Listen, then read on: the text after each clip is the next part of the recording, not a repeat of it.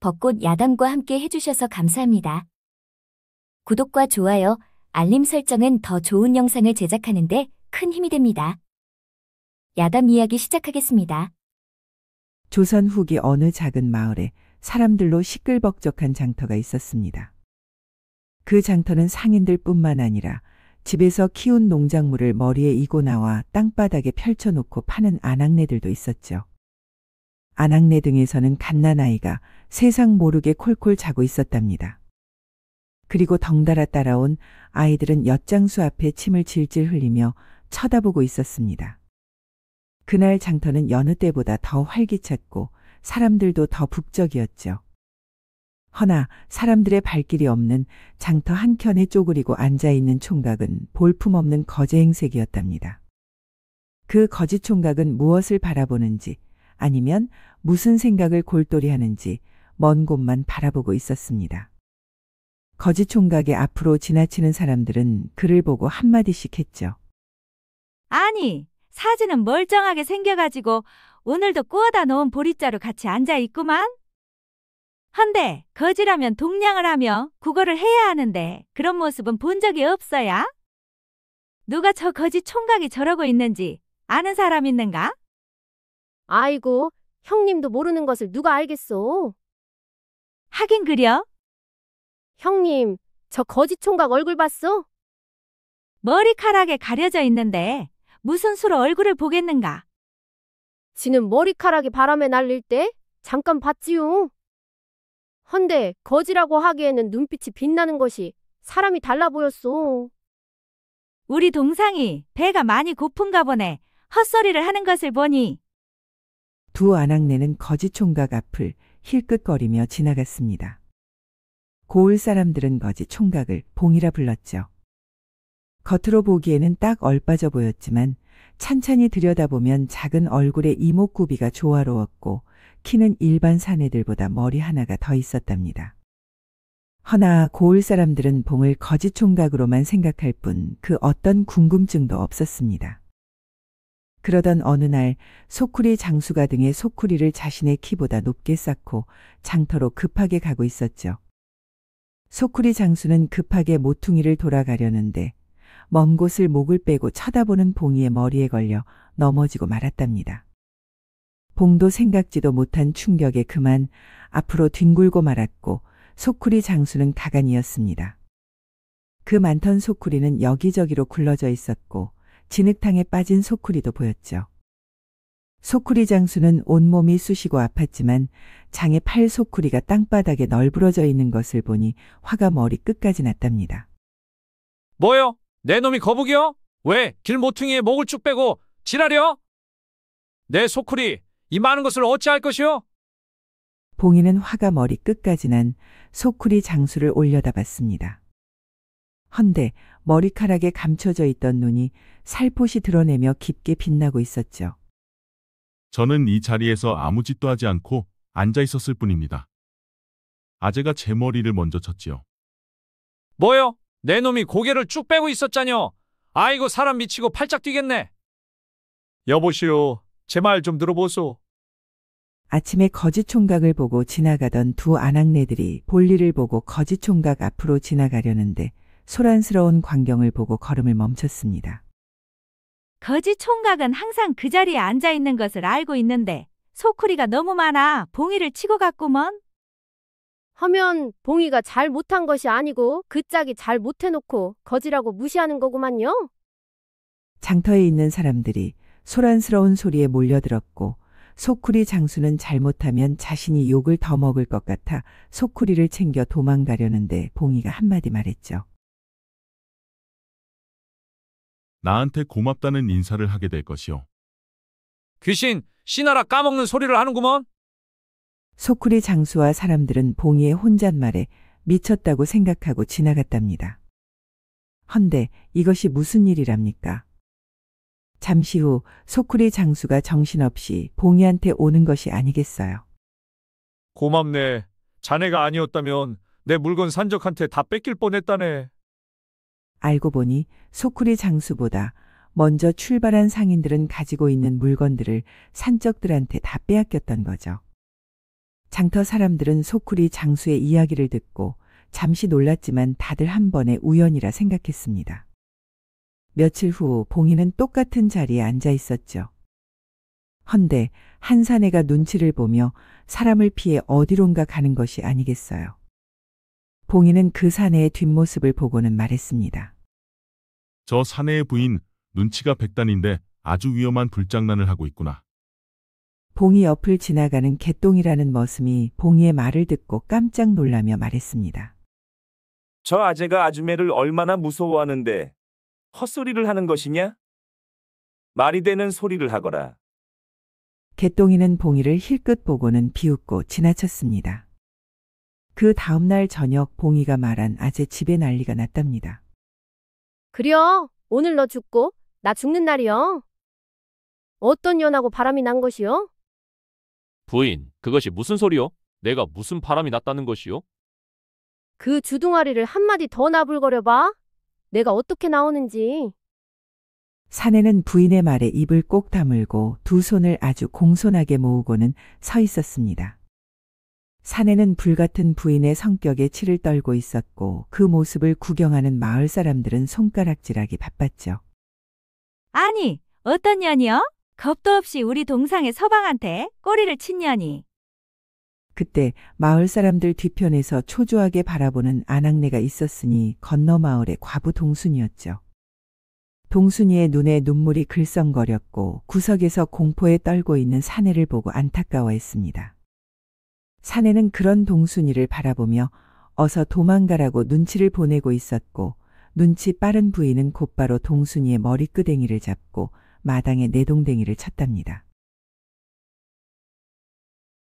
동순이가 마당에 내동댕이 쳐진 모습을 본 사내는 울면서 동순이한테 뛰어가 품이 안고는 소리쳤습니다. 다 내 잘못이요. 내가 꼬리 친 것이요. 동순이는 아무 잘못 없구먼.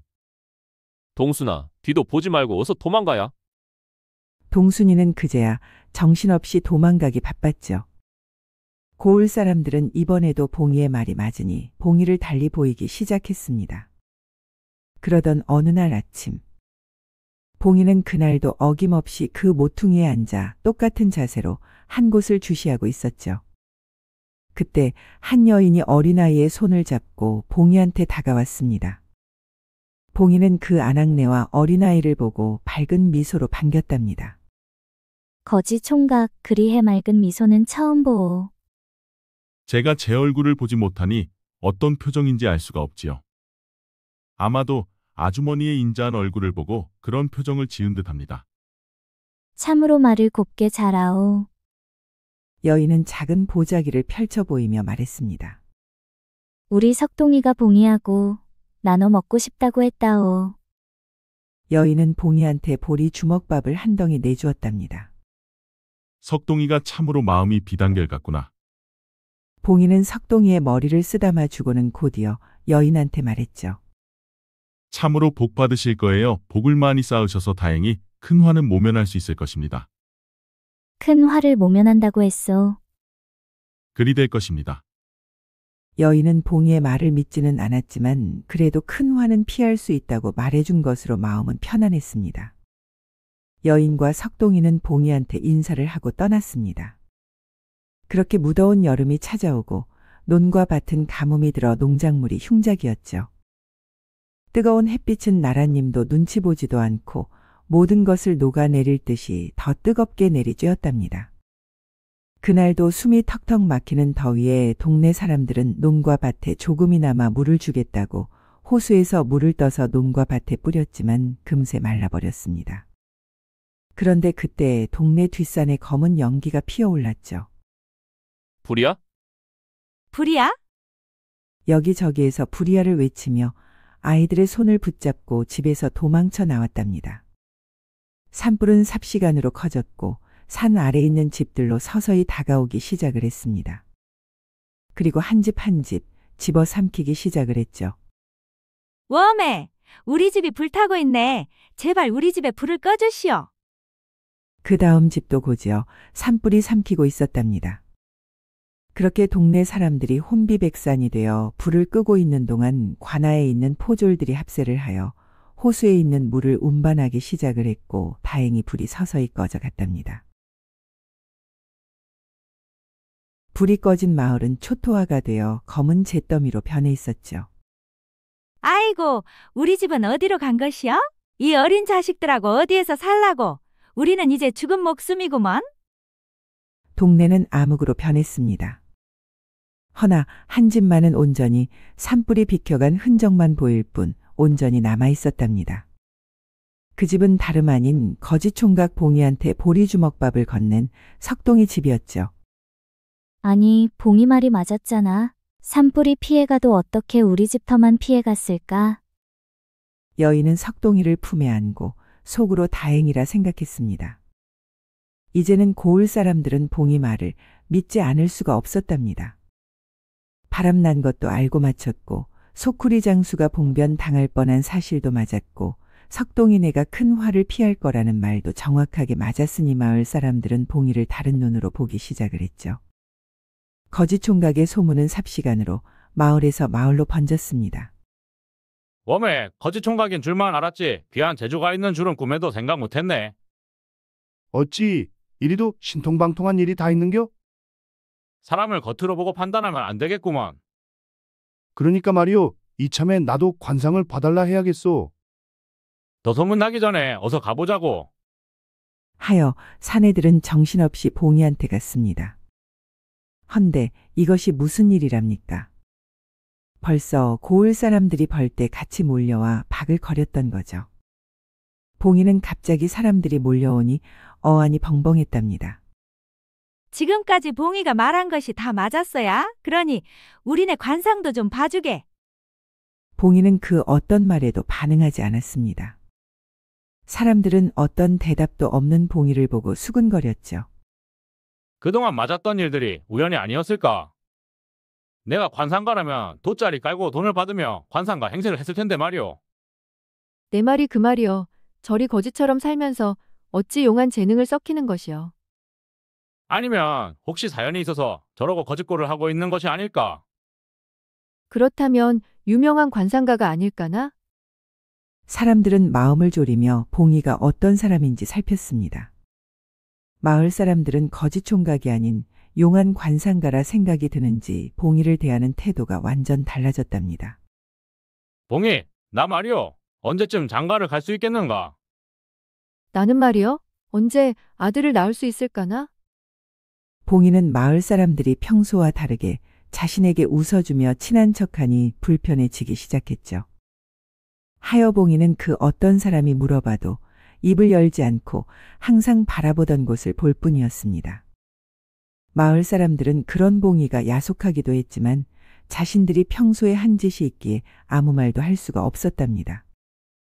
그러던 어느 날, 그 마을에 크나큰 사건이 발생되었고 장터에서는 그 소문으로 시끌벅적했습니다. 오대감댁에서 귀한 물건이 사라졌다는데 그것이 뭐여? 소문에는 폐물 상자라고 하던데. 오대감댁에 싸움 잘하는 사내들이 많은데 어찌 도둑을 맞았을까나? 작정하고 훔친 놈인데 그걸 어찌 잡아요? 어린 반푼어치도 없지요. 그 정도면 관아에 신고를 해야 하는 것 아니여? 그 폐물 상자는 오대감댁 안방마님이 아끼는 것이었습니다. 그 안에는 아주 진귀한 폐물들이 많이 있었고 그 상자도 금으로 도금이 되어 아주 고급졌답니다. 다른 안방마님들도 그 상사를 한번 보면 다들 탐을 냈던 거죠. 대감, 그 상자를 꼭 찾아주시오. 내가 더 좋은 걸로 다시 사주리다. 그러니 그만 우시오. 바쁜 사람한테 폐물상자를 찾아달라 하는 것이요? 대감, 어찌 그리 서운한 말을 하십니까? 그 폐물 상자 안에는 혼이 날 때 대감이 주신 쌍가락지도 있습니다. 그뿐만 아니라 어디에서도 살 수 없는 것도 있습니다. 오대감은 깽알거리는 안방마님의 목소리가 듣기 싫었던지 아주 귀찮다라는 듯이 말했죠. 알았으니 그만 좀 말하시오. 하여 오대감은 관아에 신고를 했고 사또와 포졸들은 본격적으로 그 사건을 해결하기 위해 집집마다 조사를 했지만 그 어떤 단서도 찾을 수가 없었습니다. 사또, 아직도 찾지 못한 것이오. 대감, 조금만 시간을 주신다면 꼭 찾겠습니다. 단서도 못 찾았는데 무슨 수로 범인을 잡겠다는 것이오? 사또는 오대감의 호통에 혼비백산이 되었답니다. 마당을 지나가던 두 명의 머슴들이 대화하는 것을 오대감이 들었습니다. 봉이가 진짜 유명한 관상가였다는 것이오? 그렇다니까. 너희들 둘 이리로 와보거라. 네, 대감마님. 봉이가 누구더냐? 장터에 있는 거지 총각이지요. 거지라고 되었다 가거라. 오대감은 관상가라 하여 아주 유명한 사람인 줄 알았는데 거지라고 하니 금세 실망하는 표정을 지었습니다. 대감님, 그러지 마시고 한번 불러보심이 어떨까요? 행세는 거지처럼 보이나 관상을 보면 기가 막히게 알아맞추는 것이 아주 용하다고 소문이 났지요. 그럼 한번 불러오거라. 잠시 후 봉이가 머슴과 함께 오대감과 사또 앞에 섰습니다. 오대감은 거지 봉이가 그다지 미덥지 않았던 거죠.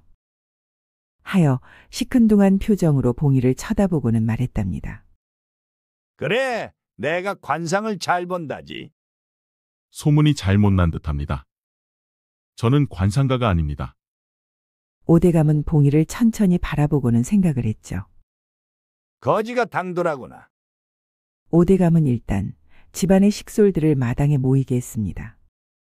이양 여기에 왔으니 얼굴 한번 쓱 쳐다보고 도둑이 있는지만 보게. 도둑을 찾아낸다면 자네가 원하는 한 가지 소원을 들어주겠으니. 오대감은 사또, 부인 그리고 첩이 있는 앞에서 공포했답니다. 허나 오대감의 표정은 그다지 봉이를 기대하지 않는 눈치로 보였죠. 봉이는 그런 오대감을 보고 탐탁지 않은 표정을 했고 오대감의 부탁을 들어주지 않으면 돌려보내지 않을 듯하여 뒤돌아 자신을 둘러싸고 있는 식솔들의 얼굴을 바라보았습니다. 식솔들은 무슨 영문인지 몰라 거지 봉이와 오대감, 안방마님 그리고 첩인 영월이를 번갈아 바라보고 있었습니다. 그런데 그때 봉이가 식솔들은 본 후 오대감과 안방마님 그리고 첩인 영월이를 보고는 그 세 명 중 한 사람한테 손가락질을 했답니다. 식솔들 모두 봉이가 가리키는 곳을 바라보았는데 놀라지 않을 수가 없었습니다. 봉이가 가리킨 사람은 다름 아닌 오대감이었던 거죠. 오대감은 펄쩍 뛰며 호통을 쳤답니다. 내 이놈 아주 엉터리였구나. 그 폐물 상자는 내 부인의 것이다. 헌데 내가 도둑이라니 거지가 아니라 미친놈이었구나. 저 놈을 당장 내보내지 않고 무엇하느냐? 머슴들은 오대감의 호통에 봉이를 끌어 대문 밖으로 내동댕이 쳤습니다. 다음 날 아침 이 소문은 일파만파 고을 사람들에게 퍼졌고 사람들은 어이가 없다는 듯이 봉이를 비웃었답니다. 마을 사람들은 그동안 자기들이 입방아로 거지 총각을 유명한 관상가로 만들었다고 어이없어 했습니다. 그리고 마치 남일 보듯 코웃음을 치며 떠들기 시작했습니다. 허참, 관상가는 무슨 관상가요? 관상을 그리 잘 본다면 이 좁디 좁은 동네 모퉁이에 거짓거라고 앉아 있었겠어. 그러게 말이요. 우리가 괜히 호들갑을 떨었지. 에휴, 우리도 참 우습다 우스워. 오대감님을 도둑으로 지목한다는 것이 말이 되는겨? 사람들은 봉이를 한심하다는 듯 헐뜯으며 다시 제멋대로의 소문을 만들어내기 시작했습니다. 그렇게 며칠이 흐르고 부인의 폐물 상자를 훔쳐간 도둑을 찾았는데 모두가 어안이 벙벙했던 거죠. 바로 범인은 오대감이 맞았답니다. 정말이요? 오대감이 도둑이었던가요? 그렇대요. 참말로 기가 차지도 않네요. 돈이 많으신 분이 왜 그런 것이요? 그 불효시 때문이라 하던데요. 첩이 안방마님 폐물이 탐이 나서 오대감한테 그것 말고는 다른 거 필요 없다고 때를 쓰니? 아이고, 안방마님이 불쌍해서 어찌하노? 사실 폐물 사건은 오대감이 없었던 일로 덮으려 했죠. 그 폐물 상자가 뭐라고 서방의 체면을 깎아 먹으면서까지 찾아야 속이 시원하겠어. 안방마님은 서방의 말을 듣고 포기하려는 찰나 오대감의 맞은편에 서 있는 영월이의 얼굴을 보았는데 비웃고 있었던 거죠. 부인의 손은 바들바들 떨렸습니다. 하여 부인은 사또를 조용히 찾아가 비밀 수사를 해달라 요청을 했답니다. 사또, 조용히 조사해 주시오. 안방마님은 미세하게 떨리는 손을 감추지 못했습니다. 먼저 영월이의 몸종 순덕이를 주시하시면 잡을 수 있을 겁니다. 그리하여 사또는 비밀리에 폐물 상자를 찾기 시작을 했죠. 그러던 어느 날 순덕이는 사방을 두리번거리며 대문을 나섰답니다. 그리고 곧바로 장무라비를 찾아갔죠. 사또는 순덕이가 들어간 후 잠시 시간을 두고는 안을 덮쳤습니다. 순덕이는 생각지도 못한 사또의 등장에 정신을 차릴 수가 없었죠. 사또는 장무라비한테 물었습니다. 이 몸종이 팔려고 했던 것이 이것이더냐? 네, 맞구먼요. 헌데 무슨 일이라도? 이 물건에 이 아이의 물건이 아니다. 주인의 폐물을 훔쳐 팔아먹으려고 했다. 아이고, 사또, 저는 아무것도 몰랐습니다요. 웜에 지도 심부름만 한 것이구먼요. 영월마님이 팔아오라 해서 전판 것뿐이어요. 허면 이 쌍가락지가 영월이 것이더냐? 순덕이는 손에 만지작거릴 뿐 아무 말도 못했습니다. 어서 말하지 못할까? 관하로 가서 곤장을 맞아야 대답을 할 것이냐? 살려주셔요. 이 쌍가락지는 안방마님 거지요. 그렇다면 내년이 훔친 것이냐? 첩인 영월이가 훔친 것이냐? 순덕이는 손사래를 치며 펄떡 뛰었습니다. 아니어요. 순덕이는 아니라는 말만 던져놓고 다음 말을 못하고 입만 달싹 거렸답니다. 경을 쳐야 대답을 할 것이냐? 사실은 오대감님께서 훔쳐주신 거구먼요. 무엇이? 사또는 생각지도 못한 순덕의 대답에 한동안 말을 못했습니다. 오대감님이 그리 할 이유가 없지 않느냐? 오대감님도 어쩔 수 없었을 것이어요. 매일 밤마다 영월마님이 안방마님 폐물상자를 가지고 싶다고 노래를 불렀으니까요. 사또는 안방마님과 첩 사이에서 오대감이 고생하고 있다고 생각하니 찹찹했답니다. 폐물 상자는 어디에 있더냐? 제 방에 있구먼요. 이 쌍가락지 말고 판 물건이 있더냐? 아니요. 이 쌍가락지만 팔라고 했어요. 값진 폐물들이 많았을 텐데 왜 그 것만 팔라고 한 것이냐? 혼인할 때 오대감님께서 안방마님께 처음 선물한 거라고 자랑을 해서 꼴 보기가 싫었다고 했지요. 이 도둑 사건은 첩의 질투에 일어난 일이었습니다. 그날 늦은 오후 사또는 오대감님께 찾아갔죠. 아니, 사또가 이 늦은 시간에 무슨 일인가? 대감님, 조용히 말씀드릴 것이 있습니다. 오대감은 자신의 서재로 사또를 안내했죠. 안방마님의 폐물 상자를 찾았습니다. 그 일은 그때 끝낸 것이 아니었어. 폐물 상자의 주인이신 안방마님께서 관아에 직접 오셔서 소중한 것이라며 찾아달라 하셨지요. 오대감은 그제야 아무 말도 하지 못하고 고개를 숙였답니다. 내가 생각이 짧았어. 부인이 그리도 아끼는 폐물이었는데. 안방마님께서는 폐물을 아낀 것이 아니라 대감님께서 선물해 주신 것들이어서 소중하게 생각하고 있었던 것입니다. 오대감은 첩인 영월이의 눈이 멀어 안방마님의 진정한 마음까지 볼 수가 없었던 거죠. 오대감은 폐물 상자를 도둑 맞았다고 징징거리는 안방마님한테 짜증을 냈던 기억이 났답니다. 그 폐물 몇 푼이나 된다고 그리도 시끄럽게 우는 것이요. 내가 더 많이 사줄 것이니 그만 조용히 하시오.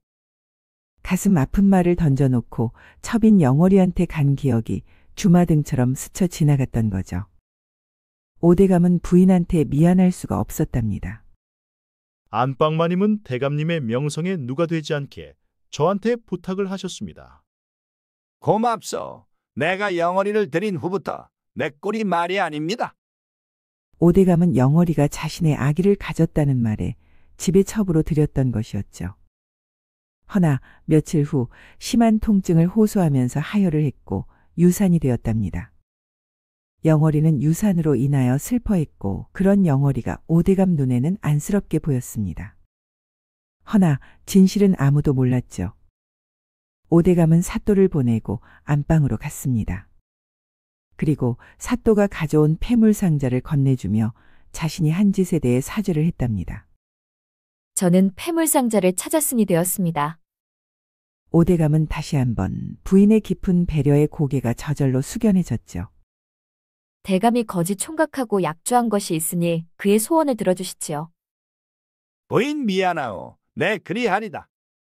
이 소문은 안방마님의 바라는 것과 달리 일파만파 고을 사람들의 입에서 입으로 퍼져갔습니다. 뭐요? 그러면 거짓 총각의 말이 맞았던 것이요? 그렇다네요. 아이고, 우리는 거짓 총각 흉을 그동안 많이 봤는데 미안해서 어찌하노? 참으로 거짓 총각이 관상가가 맞는 모양이요. 그렇구먼. 나도 물어볼 것이 많은데 내일 가봐야겠어야? 형님, 저도 같이 가요. 거짓 총각을 형편없이 생각한 사람들이 다시 봉이를 극찬했답니다. 한편 오대감은 체면이 말이 아니었지만 약조한 것이 있으니 거짓 총각 봉이한테 갔습니다. 내가 범인인 줄 어찌 알았느냐? 얼굴을 보면 저절로 보입니다. 그렇다고 전 관상가는 아닙니다. 그렇다고 해도마 내 소원이 무엇이더냐? 전 아직 어떤 소원을 말씀드려야 할지 떠오르지 않습니다. 그렇다면 집은 어떠하더냐? 한평생 이리 살 수는 없지 않느냐? 집이 없어도 살만합니다. 아하, 참으로 욕심이 없는 거지로구나. 이대로 너를 놔둔다면 내가 욕을 먹을 것이다. 허니, 내가 집과 돈을 넉넉하게 줄 터이니 그것으로 상을 주겠다. 그리하여 봉이는 아담한 기와집과 넉넉한 돈을 받았답니다. 다음 날 아침 오대감은 조정에 가서 만나는 대감들에게 거짓 총각에 대해 말을 했죠. 오대감의 이야기를 들은 대감들은 신통방통하다며 봉이를 만나보고 싶어 했답니다. 그자는 지금 어디에 사는가?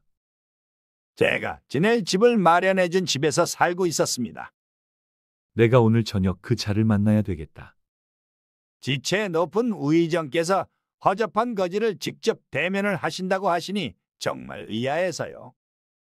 그리 대단한 사람이라면 나 또한 필요하지 않겠는가? 우의정은 오대감한테 대수롭지 않게 말을 하고는 왕께 향했습니다. 우의정은 왕 앞에 앉고는 말했죠. 그 자를 찾은 듯합니다. 정말 이더냐? 제가 알아보고 오겠습니다. 그래, 우리가 찾는 사람이면 좋겠구나. 관상가를 만나면 나를 내세우지 말고 내 고민을 물어보거라.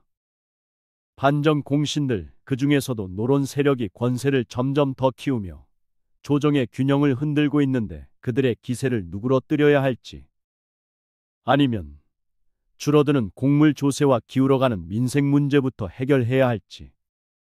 전국 곳곳에서 흉년이 이어지며 백성들이 굶주리고 있고 탐과 놀이들은 이러한 혼란을 틈타 더 많은 세금을 뜯어내고 있다고 하는데, 노론들은 내 귀와 눈을 막고 내 손과 발까지 묶는구나.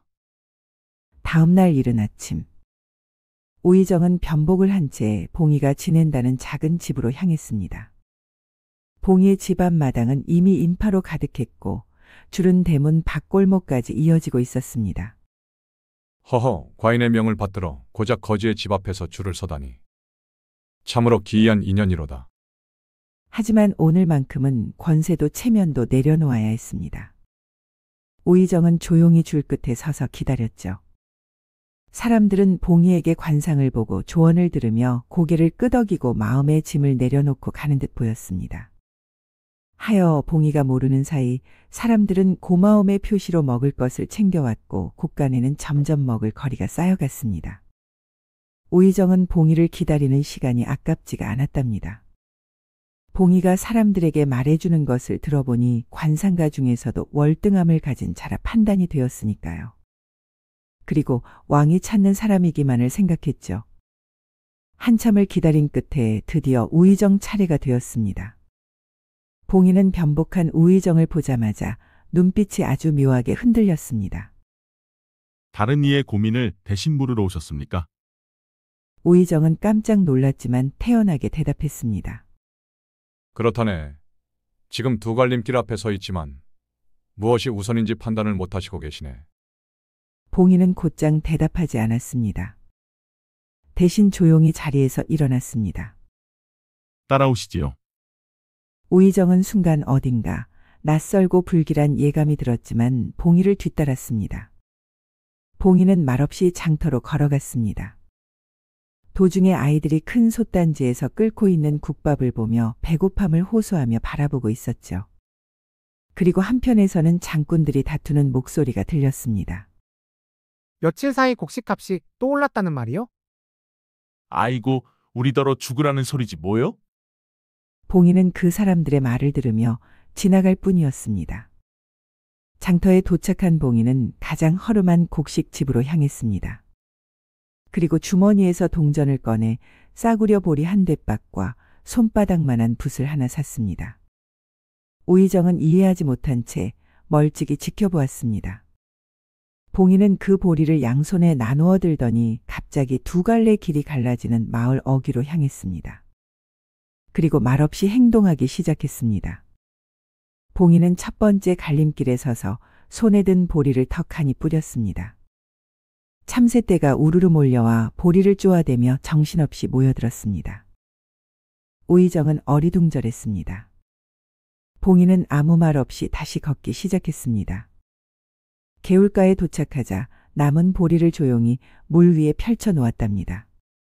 그런데 신기하게도 물고기는 미동도 하지 않았습니다. 보리는 물결에 밀려 떠내려가기만 했습니다. 우의정은 더더욱 이해할 수 없었습니다. 그리고 마지막 봉이는 산 아래 벼랑과 가까운 바위에 다가가 붓을 꺼내 탁 소리를 내며 바위 위에 놓았습니다. 그리고는 우의정을 바라보며 단 한마디를 했습니다. 저는 할 말을 다 했습니다. 그리고 그대로 집으로 돌아가 버렸습니다. 우의정은 황당하고 어이가 없어 한참 동안 그 자리에 멍하니 서 있었습니다. 저게 도대체 무슨 소리인가? 보리를 뿌리고 물 위에 띄우고 붓을 바위 위에 놓고 이게 어찌 해답이란 말인가? 그러나 임금에게는 반드시 보고해야 했습니다. 궁으로 돌아온 우의정은 난감한 표정으로 엎드렸습니다. 그래, 그 자는 무엇이라 하더냐? 전하, 말이 없었습니다. 대신 기이한 행동만을 하였습니다. 보리를 길에 뿌리고 보리를 물에 띄우고 마지막엔 붓을 바위 위에 놓고 돌아갔습니다. 임금님의 눈썹이 천천히 치켜 올랐습니다. 보리를 뿌렸다. 예, 참새들이 달려들어 먹어 치우더이다. 전하의 눈빛이 번뜩였습니다. 그렇다면 그 첫 번째 보리는 탐관오리를 뜻하는 것이로다. 우의정은 놀라 눈을 크게 떴습니다. 지금 전국이 흉년이라 곡물 조세를 통해 나라 곳간을 채우는 것이 중요하다. 허나 보리를 길에 뿌리면 모여들어 먹어 치우는 자들이 탐관오리들이지. 임금님의 음성이 점점 단단해졌습니다. 즉 곡물 문제부터 해결하지 않으면 탐관오리들이 힘을 더욱 키울 것이라는 뜻이로다. 그럼 두 번째 행동은? 보리를 물에 띄웠다 하였지. 전하, 그런데 물고기는 꿈쩍도 않고 그저 흘러 떠내려가기만 했습니다. 그렇다면 임금님은 천천히 고개를 끄덕였습니다. 그것은 곧 조정의 큰 세력, 즉 노론을 말한 것이겠네요.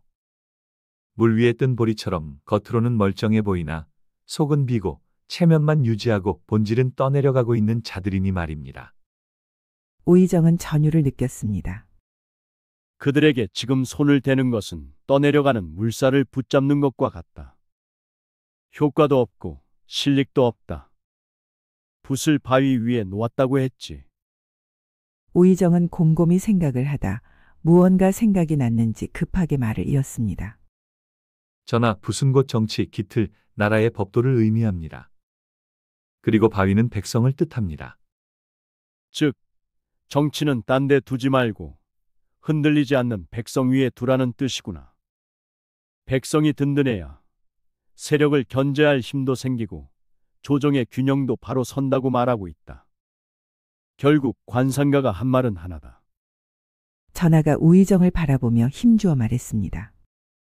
백성을 먼저 살펴라. 그것이 모든 문제의 시작이며 모든 해결의 근본이라 말해주고 있다. 지금 당장 차비를 하거라. 전하, 밤이 늦었습니다. 아니다. 그 관상가는 이준을 생각하게 하는구나. 내 눈으로 확인을 해야겠다. 그리하여 전하는 아주 평범한 한복으로 갈아입고 걸을 나섰습니다. 그날 밤하늘은 전하의 자맹을 아는지 달과 별들은 무수히 빛나고 있었죠. 잠시 후 전하와 우의정은 봉이의 기와집 앞에 섰답니다. 봉이 자는가? 봉이는 그 어떤 대답도 하지 않고 성급하게 방문을 열고 벗은 발로 마당으로 내려오고는 전하 발밑에 납작 엎드렸습니다. 전하는 그런 봉이의 모습을 보고 호탕하게 웃으며 말했죠. 관상가가 내가 누구인지 이미 알고 있는 모양이구나. 그만 일어나거라. 내가 물어볼 것이 많구나. 봉이는 서둘러 전하와 우의정을 방으로 안내했습니다. 봉이의 방은 아주 깔끔하게 정리정돈이 되어 있었고 그 것만으로 봉이의 내면을 본 듯했죠. 혹시 이준이라는 사람을 아느냐? 전혀 모릅니다. 전하를 봉이가 죽은 관상가 이준의 아들이라 확신했는데 전혀 모른다고 하니 허망하기까지 했습니다. 전 15세 이전의 기억이 전혀 없습니다. 아니, 기억상실이라는 것이냐? 저한테 무슨 일이 일어났고 왜 거지로 살았는지도 알 길이 없습니다. 전하와 우의정은 서로를 바라보았죠. 허면 자네가 가지고 있는 것 중에 증표가 될 만한 것이 있는가? 없습니다. 다만 이것이 제 손에 쥐어져 있었습니다. 봉이가 우의정 앞에 내보인 것은 평범한 붓 한 자루였죠. 우의정은 붓을 건네받고 천천히 돌려보며 봤습니다. 일전하, 아주 평범한 붓입니다. 이준의 증표라 하기에는 너무 평범합니다. 내가 한번 보겠다. 우의정은 붓을 전하에게 건넸습니다. 전하는 붓을 위아래로 보기도 하고 돌려보기도 하고 그리고 흔들어 보기도 했죠. 그런데 그때 미세하게 덜컹거리는 소리가 들렸답니다. 전하는 그 소리에 반응을 했고 붓의 끝 부분에 있는 고리를 잡아당겼습니다. 그 고리는 떨어져 나갔고 그 안에서 아주 작은 쪽지가 나왔던 거죠. 전하는 그 쪽지를 펼쳐보았습니다. 그 쪽지 내용은 이러했답니다. 이 쪽지를 보시는 분께 부탁하오. 이 붓을 가지고 있는 아이는 전하를 모신 관상가 이준의 아들 현담입니다. 제 아들은 저를 능가하는 관상가의 재능을 가지고 있습니다. 그 자들은 제 아들을 정치의 도구로 쓰려고 합니다. 그 자는 오대감입니다. 그리고 제가 이 세상 사람이 아니라면 그것 또한 오대감이 한 짓입니다. 제 아들이 기억 상실이 된 것도 오대감이 협박하는 사이 사고로 다치게 되었지요. 전하는 우의정한테 그 쪽지를 건넸습니다. 우의정은 그 쪽지의 내용을 보고 어안이 벙벙했죠. 봉이도 그 쪽지를 받고 아버지께서 전하를 모신 관상가 이준이라는 것을 처음 알게 되었답니다. 그리고 그 쪽지를 손에 쥐고 뜨거운 눈물을 흘렸습니다. 전하는 그런 봉이의 심정을 이해하는지 봉이의 등을 도닥여 주었답니다. 봉이는 나와 함께 하겠느냐? 봉이는 잠시 고민을 하고는 말했습니다. 아닙니다. 전 백성들과 함께하는 것이 좋습니다. 다만 전하의 부르심이 있으면 언제든지 궐로 향하겠습니다. 전하는 그런 봉이가 더 마음에 들었죠. 그래, 근본은 백성에 있으니 백성을 먼저 돌보는 것이 우선이다. 그리하여 전하와 우의정은 궐로 향했고 봉이는 전하의 뒷모습을 보며 깊은 감사의 인사를 했답니다. 한편 오대감은 이 사실을 모른 채 봉이가 자신이 준비해준 집에 있다는 사실만으로 흡족했답니다. 내가 그토록 필요한 관상가가 생기다니 나에게 복덩어리가 굴러 들어왔구나. 허나 그날 밤 그 복덩어리가 남의 손에 간 줄은 까마득하게 모르고 있었습니다. 다음 날 새벽 오대감 댁의 대문 앞은 이미 검은 갑옷을 입은 군사들로 가득 차 있었고 내금이장은 칼자루를 움켜쥔 채 대문을 쾅하고 박차고 들어갔습니다. 오대감 전하의 명이시다. 즉시 밖으로 나오거라. 내금이장의 우렁찬 목소리가 대감댁 전체에 울려 퍼졌습니다. 하인들은 갑작스러운 상황에 우왕좌왕하며 얼굴이 새파랗게 질렸고 집안 사람들은 무슨 큰일이 난 줄 알고 바들바들 떨기 시작했습니다. 잠시 후 오대감은 겁에 질린 얼굴로 급히 도포를 여미며 뛰어나왔습니다. 아니, 이게 무슨 짓이오?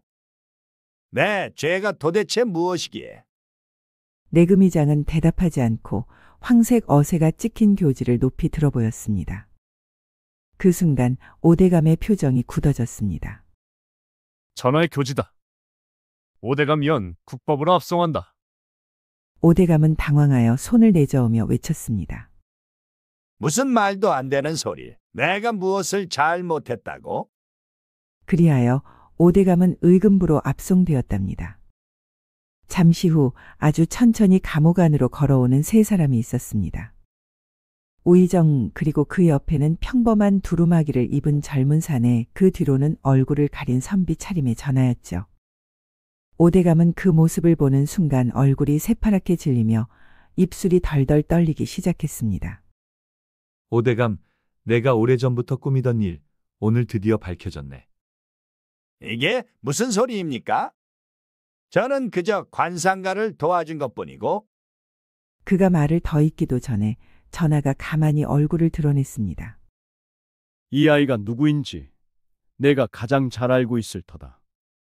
전하가 가리킨 이는 봉이 바로 관상가 이준의 아들 현담이었습니다.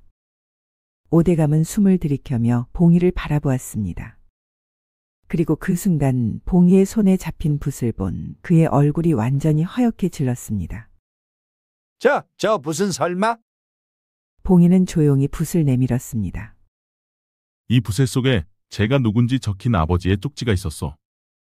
오대감의 입에서 작은 신음이 새어나왔습니다. 오대감 관상가 이준을 죽이고 그 아들을 자신의 욕심대로 조종하려 했던 죄. 그리고 그 아이를 기억상실이 되도록 만든 죄까지. 네, 죄가 산과 같구나. 오대감은 비틀거리며 앞으로 쓰러졌습니다. 전하, 소신은 그저 나라를 위했을 뿐입니다. 나라가 아니다. 오직 너 자신을 위해 권세를 탐했을 뿐이다. 그 순간 봉이가 천천히 앞으로 나섰습니다. 모두가 봉이에게 시선이 쏠렸죠. 봉이는 떨리는 목소리로 말했습니다. 대감, 제 아버지를 죽인 날 제가 눈앞에서 본 것이 꿈이 아니었습니다. 오대감의 얼굴이 벌겋게 일그러졌고 마당에 모여든 사람들은 숨조차 삼키지 못했습니다. 오대감, 국문을 거쳐 죄를 다스릴 것이다. 아니 됩니다. 나는 모든 것을 얻을 수 있었는데 그 거지 놈 때문에. 그 세 사람은 시끄러운 감옥에서 나왔습니다. 오대감 사건이 모두 밝혀지고 조정이 조금씩 안정을 되찾아가던 어느 날 전하는 조용히 봉이를 불렀습니다. 조정 대신들도 모두 물러난 뒤 전하는 봉이를 마주한 채 부드러운 목소리로 말했습니다. 현담아, 너는 과인을 도왔고 나라의 근심을 덜어주었다. 무엇을 원하느냐? 관상을 보는 재주가 크니 관상감에 관직을 줄 수도 있고, 혹은 재물을 원한다면 내가 쓰고도 남을 만큼 내릴 수도 있다. 봉이는 잠시 고개를 숙였습니다.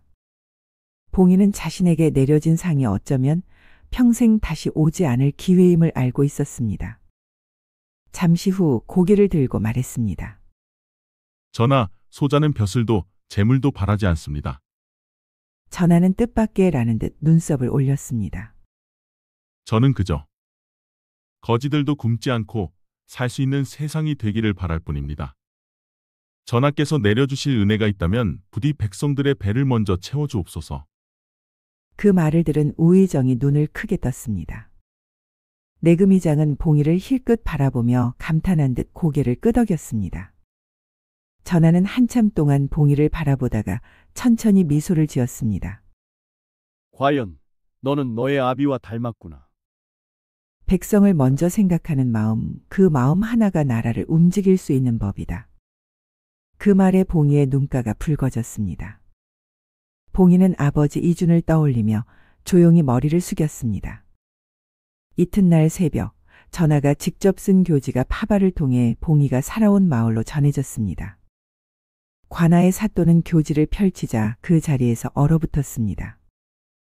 이 마을 백성들은 큰 피해를 입었으니 특별히 금년의 모든 세금을 면하고 조정의 곳간에서 구휼미를 내린다. 누군가 이 백성들을 위해 간청하였으므로 그 뜻을 따르노라. 관아에서는 즉시 마을 곳곳에 방을 붙였습니다. 그리고 며칠 뒤 수백 석의 쌀과 곡식이 실린 마차가 마을 어귀로 들어왔습니다. 백성들은 두 눈으로도 믿기지 않는다는 듯 입을 가리고 놀랐습니다. 이게 다 임금님의 은혜라니. 우리 마을의 세금을 면해준다고 하더이다. 대체 누가 우리를 위해 간청한 것이야? 사람들은 서로를 바라보다가 한 사람이 중얼거렸습니다.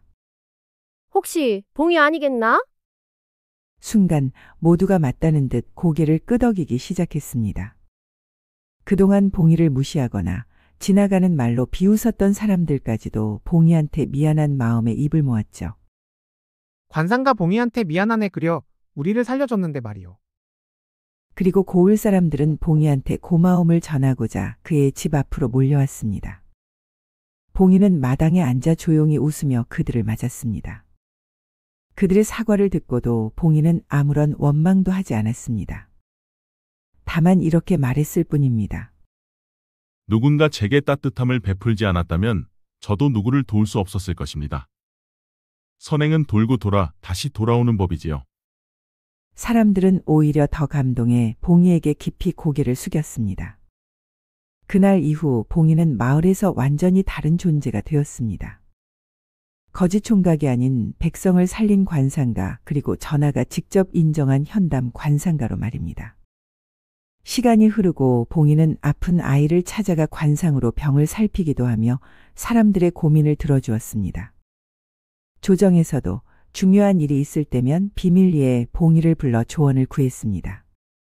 그럴 때마다 봉이는 마을에서 살던 그 모습 그대로 겸손한 태도로 궁궐로 향했습니다. 백성을 위하는 관상가, 그의 이름은 점점 더 조용히 그러나 깊게 퍼져나갔습니다. 때로는 아주 사소한 손길 하나가 먼 길을 돌아 우리의 삶을 다시 밝혀주기도 합니다.